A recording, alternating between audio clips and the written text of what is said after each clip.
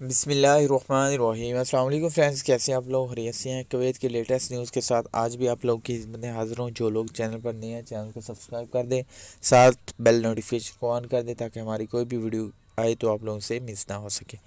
Video کو like کریں، اپنے فرینڈز کے ساتھ شیئر کریں۔ تو آئیے چلیے نیوز کی طرف۔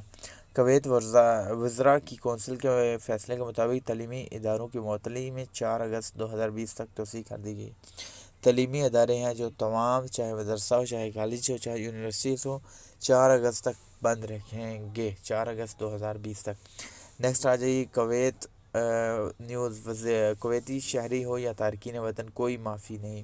وزارت داخلہ کے بیان کے مطابق طبی قید توڑنے کے جرم میں ایک خاتون جو کہ کویتی شہریت رکھتی ہے کو قید کر دیا گیا ہے۔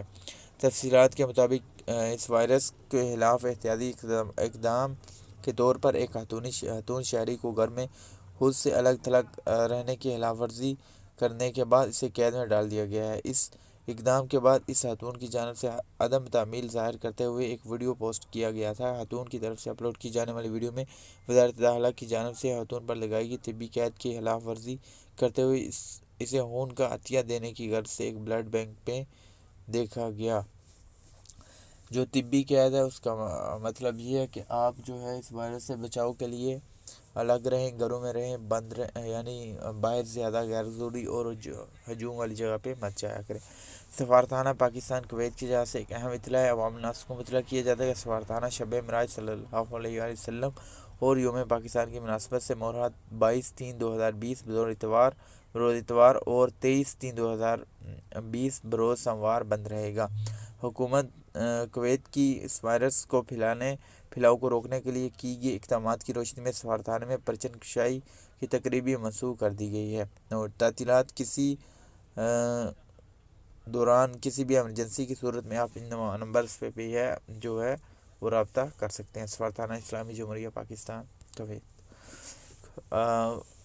وائرس کی جو ہے کچھ انفارمیشن کے لیے جو ہے ہر لینگویج میں یہاں بتایا گیا، کویتی گورنمنٹ کی طرف سے۔ دیکھیں پاکستان انڈیا میں بھی یہ بتایا گیا، پاکستان اردو میں بتایا گیا آپ کی سلامتی کے لیے بھیڑ سے بچیے اور گھر پر رہیے۔ آپ اپنی لینگویج میں پڑھ سکتے ہیں اس کی انسٹرکشن۔ اس کے بعد کچھ اہم ویڈیوز ہیں میں آپ لوگ سے شیئر کرتا ہوں کہ جو وزارت داخلہ نے ہر جگہ گھروں میں گلیوں میں جا کے بتایا گیا کہ پلیز آپ اپنے گھر میں رہیں، باہر مت نکلیے گا۔ اس کے علاوہ مزید کچھ ویڈیوز، تو آج چلیے ویڈیوز کی طرف۔